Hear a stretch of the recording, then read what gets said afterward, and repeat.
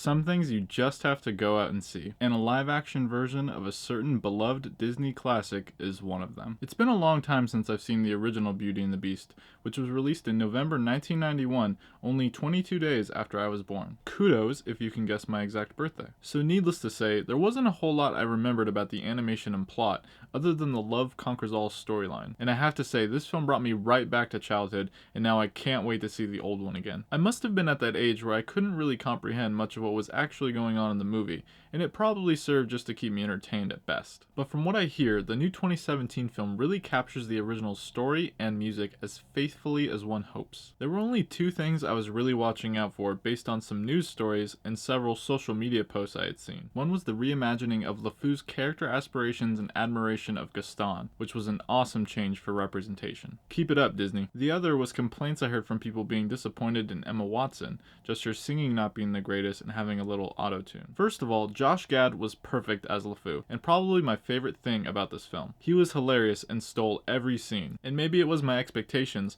but being used to terrible T-Pain level auto-tune, I noticed next to nothing like this from Watson. Therefore, not an issue for me. Alright, just had to get that off my chest. So, how many of you don't know this tale? The tale that's as old as time. Well, it's about a prince who is cursed to stay a beast forever if the last petal of a special rose falls before he finds true love, and it's reciprocated. And who might we guess is the beauty? My money was on Gaston, from the trailer. You are the most gorgeous thing I've ever seen. Nobody deserves you. Of course, it's actually Belle.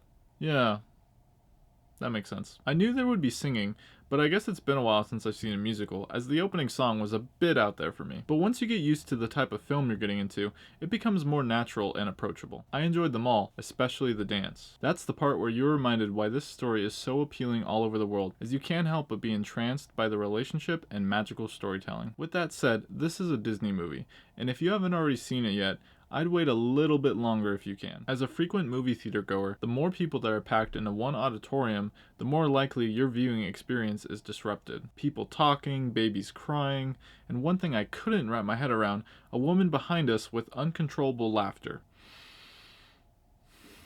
If you can withstand the bombardment of people asking if you've seen it already and keep your own excitement contained, I implore you to wait a week or two. I can't stand when I'm enjoying a movie and suddenly taken completely out of it when a disruption of noise flies in. Okay, rant over. Another positive that had me concerned was the mix of live action and CGI animation, but thankfully it feels very seamless here. There is scenes where it's all a big mix of animated objects, but it never felt out of place nor appeared to clash at all. Overall, your enjoyment and interest in this film will probably rest on the shoulders of nostalgia, since it's very much a celebration for longtime fans. I will say that it can stand on its own and will leave you wanting to revisit the original animation. Beauty and the Beast is a magically moving and enchantingly charming film, and that's why this film is a Dyligent pick. So guys, how many of you have seen Beauty and the Beast?